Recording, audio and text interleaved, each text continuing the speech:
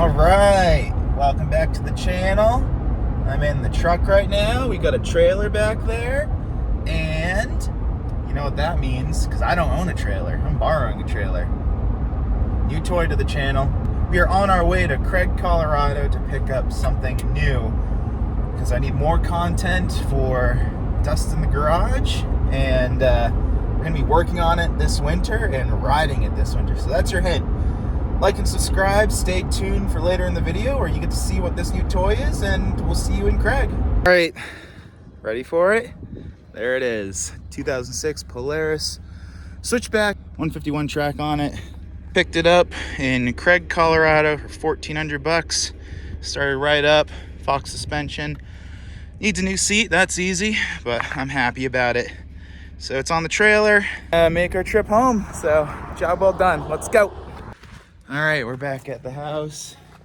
The Switchback is in the driveway. So we're going to try and get this off the trailer, and I'm gonna park it in the garage until I get dollies to move it in a trailer of my own, because I gotta return this trailer to my neighbor. All right, let's get to it. And of course, I don't know anything about snowmobiles, so this is gonna be a learning experience for everybody.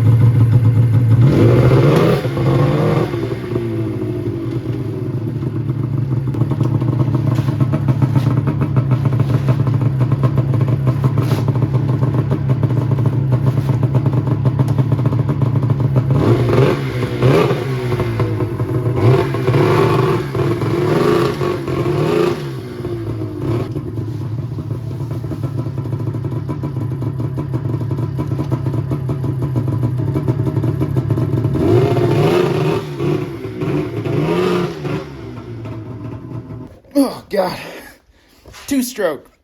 Woo, stanky. All right, it's in the garage. Holy smokes. Boom. Kind of dramatic. All right, now that I got that in the garage, nice and smoky, got it up on a little stand. I did some measurements. So the actual track, it's a 159 track. So this came with a 144. So an additional 15 inches on the track length. It's 252 pitch. It's got a 600cc engine, and it is covered in chicken poop. So first step right now is to get this thing cleaned up. I just ordered some marine vinyl, because instead of getting a new seat, I'm just going to cover the existing one and reupholster it. That'll save me a bunch of money. I'm probably going to rip all of that duct tape off, and that'll be fun. So yeah, it's gonna be a blue vinyl, but rather than spend 200 bucks on a new seat, I'm gonna reupholster it. The whole thing just comes off like that, and it gets stapled underneath. I actually did something like this similar on my KLR 650. And I made the seat white. I'm gonna keep the theme here, keep it blue, clean it up, and it looks really dorky because it's covered in chicken shit. All right, let's get to that.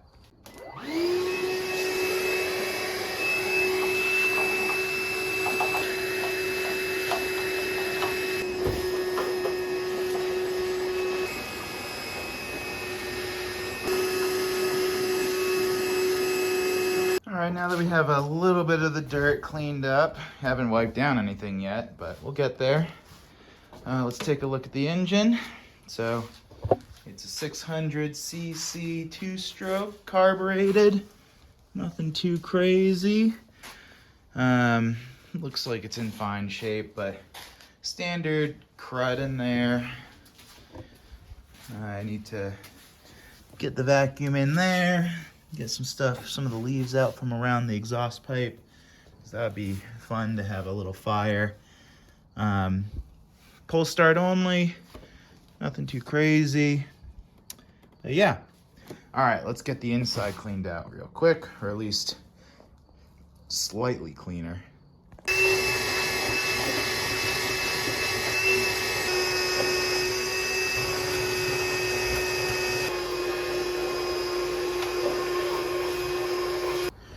All right, now it's time for the method. Get some of this chicken stuff off.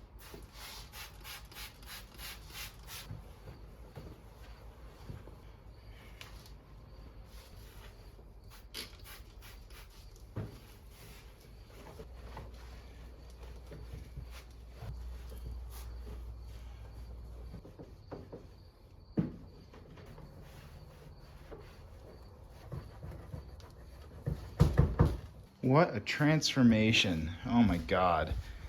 That's crazy. All right, now that the chicken poop is all off, let's, there's not a whole lot I can do right now because I just ordered everything. So really, we're gonna wait for the vinyl to show up. And yeah, I don't know what else. I might try to seal up these. You know, this one was cut off, it looks like, right here. That one had a bunch of chicken poop on it, and I don't know if I want to deal with, you know, putting it back in. Doesn't really make sense. I guess it would fit, but I'll have to wash it first. Here's my makeshift little sled stand. I just ordered dolly wheels and a platform for the ski to sit on, as well as an actual stand, because actually this is surprisingly stable, right? I'm shaking that, nothing's happening, but you know, don't really want to risk it for too long, you know, step stool with a 4x4. So that's on its way. The vinyl's on the way, like I said before. Other goodies that this thing came with. So if you open this up, you take this off, old school goggles, spy goggles, and a little toolkit, which has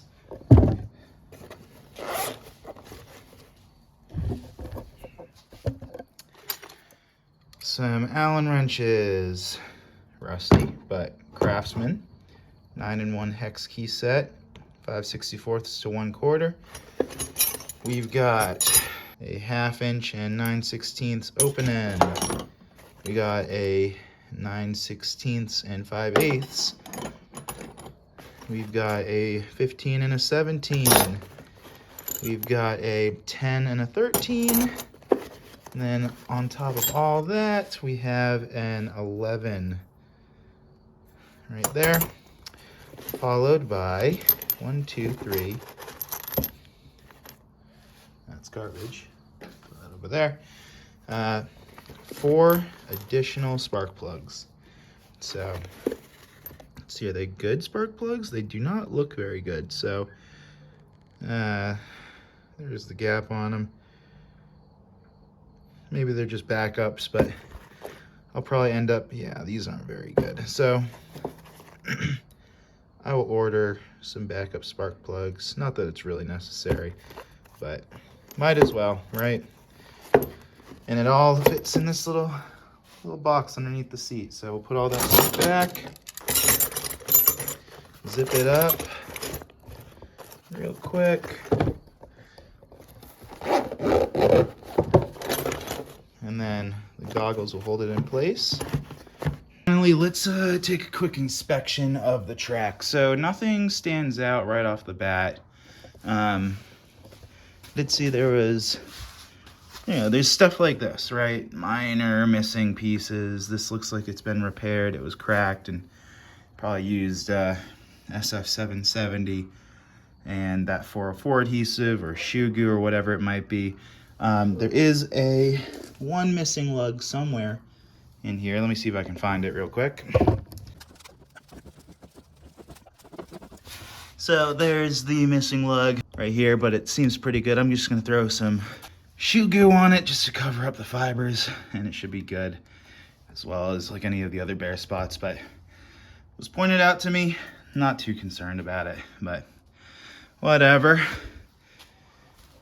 And then on this side, nothing too crazy, just, some worn down spots where I'll probably just throw in some more shoe goo. Make sure that nothing bad happens. Keep everything in check, right? It's like rust. I don't want it to spread, so you treat the area. Same with the fiberglass and the internals of this belt, of this track. So with that, like and subscribe. We've got snowmobile content for the winter. Land Cruiser's gonna be making more of an appearance on the channel soon. Next weekend, we're gonna be dirt biking for the last time of this season, and I'm gonna put those in the shed and focus on, as well as the plane. And I'm also gonna focus on the plane up there. So we got a lot of new stuff coming. Like and subscribe. We'll see you on the next one. Peace. All right, new day. Didn't do this on camera because I got distracted, but we got the truck and trailer lined up, and I got a license plate for it. We're all legal. Most of the rest is taken care of. I'm gonna order a couple of extra wheels and tires because, right now I don't have a spare. That would be a problem if I got a flat, right? So you'll notice the truck is hooked up to the trailer. There might be something new coming. So we'll be right back with that new thing. It was late last night when I got home from picking up the latest toy. Decided to wait until today to film this video. There is the new toy. So let's take a look. Boom. Another snowmobile.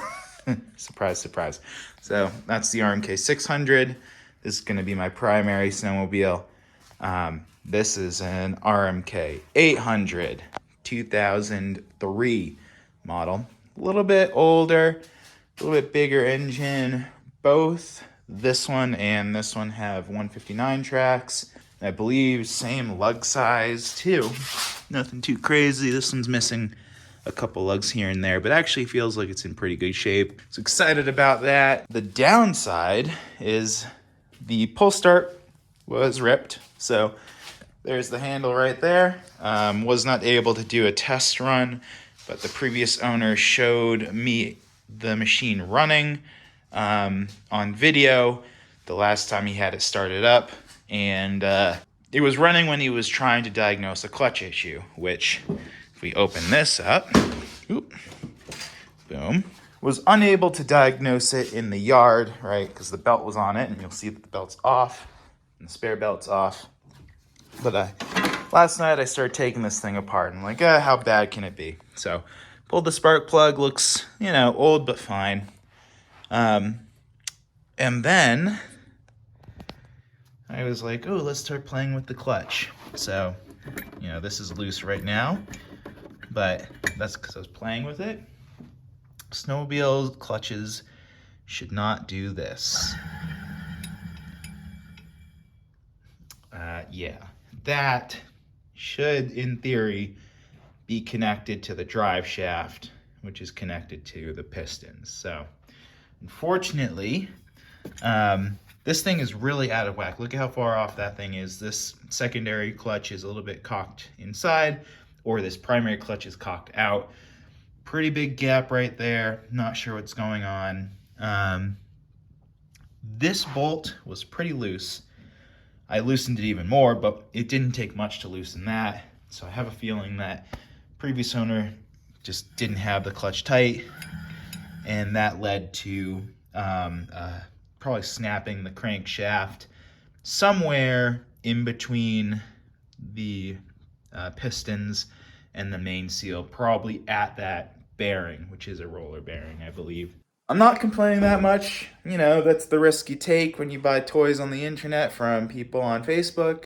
I only spent 400 bucks on this thing, and it doesn't have that many miles according to the previous owner. Not sure exactly how many miles it has in total, but I'm excited to wrench on this thing and learn something about snowmobile engines, because really I don't know that much about them. Pretty simple machines, and this one seems like it's in great shape. Even the seat's not even that bad. Yeah, sure, there's bird poop on it and sap everywhere, but I'm happy with the purchase so far.